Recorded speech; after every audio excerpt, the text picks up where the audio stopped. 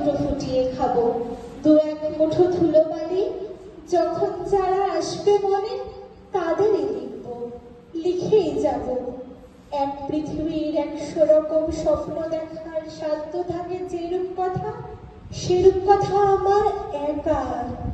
ঘাড় গুজে দিন লিখতে লিখতে, ঘাড় গুজে রাত লিখতে লিখতে, মুছেছে দিন মুছেছে রাত। যখন আমার লিখবার হাত অসাড় হলো, মনে পড়ল সাল কি তারিখ, বছর কি মাস, সেসব হিসেব আর ধরিনি। লেখার দিকে তাকিয়ে দেখি এক পৃথিবী লিখব বলে একটা খাতাও শেষ করিনি। সঙ্গে সঙ্গে ঝমঝমিয়ে বৃষ্টি এলো খাতার উপর, আজীবনের লেখার উপর বৃষ্টি এলো এই অরণ্যে। বাইরে তখন গাছের নিচে ডাকছে ময়ূর আনন্দিত, এ গাছ ও গাছ উঠছে পাখি, বলছে পাখি এই অরণ্যে কবির জন্যে আমরা থাকি।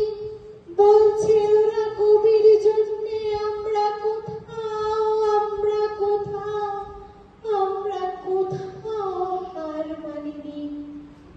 কবি তখন কুঠির থেকে তাকিয়ে আছে অনেক দূরে, বনের পরে, মাঠের পরে, নদীর পরে, সেই যেখানে সারা জীবন বৃষ্টি পড়ে, বৃষ্টি পড়ে, সেই যেখানে কেউ যায়নি, কেউ যায় না কোনোদিন।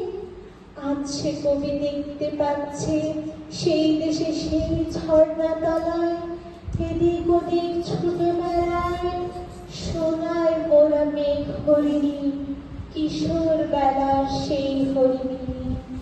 নমস্কার।